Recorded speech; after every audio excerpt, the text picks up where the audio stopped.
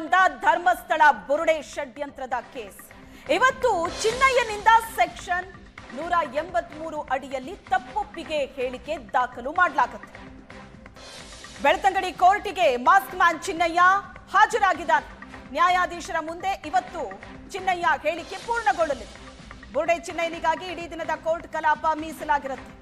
ಬುರುಡೆ ಷಡ್ಯಂತ್ರದ ಸತ್ಯಾಸತ್ಯತೆ judge ಮುಂದೆ ಚಿನ್ನಯ್ಯ ಹೇಳಲಿದ್ದಾನೆ. ನ್ಯಾಯಾಧೀಶರ ಸಮ್ಮುಖದಲ್ಲಿ ನಿನ್ನೆ ಹೇಳಿಕೆ ದಾಖಲಾಗಿದ್ದು ವಿಚಾರಣೆ ಅಪೂರ್ಣವಾದ ಕಾರಣ ಇವತ್ತು ಮತ್ತೆ ಹಾಜರಾಗೋದಕ್ಕೆ ಸೂಚಿಸಲಾಗಿದೆ. ಈಗ ಬೆಳ್ತಂಗಡಿ ಕೋರ್ಟಿಗೆ ಮಾಸ್ಕ್ ಮ್ಯಾನ್ ಚಿನ್ನಯ್ಯ ಹಾಜರಾಗಿದ್ದಾನೆ.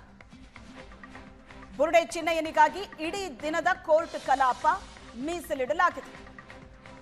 ತಪ್ಪೊಪ್ಪಿಗೆ ದಾಖಲಿಸೋದಕ್ಕೆ ಇಡೀ ದಿನ ಬೆಳ್ತಂಗಡಿ ಕೋರ್ಟ್ ಮೀಸಲಿಟ್ಟಿದೆ. ಬುರುಡೆ ಷಡ್ಯಂತ್ರದ ಸತ್ಯಾಸತ್ಯತೆಯನ್ನ ಜಡ್ಜ್ ಮುಂದೆ ಚಿನ್ನಯ್ಯ ಇವತ್ತು ಕೂಡ ಹೇಳಲಿದ್ದಾನೆ. ಇವತ್ತು ಹೇಳಿಕೆ ದಾಖಲಾಗುತ್ತೆ.